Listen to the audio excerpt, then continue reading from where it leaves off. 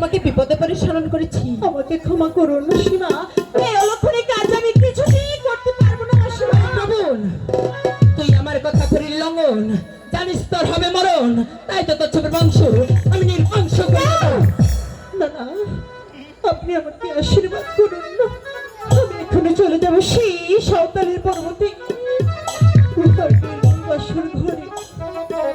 ও মাসিমা, আমার কণ্ঠে যে কোনো বিষ নেই মাসিমা। শোনো কালো লাগ, আমি আমার কণ্ঠ হতে পঞ্চতলা বিষ তুলে দিচ্ছি।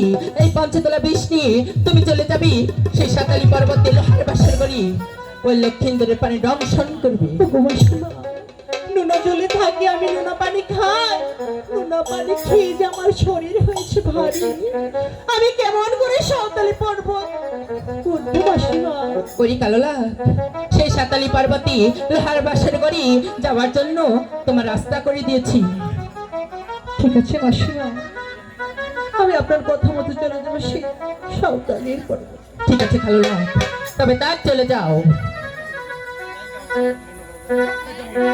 ও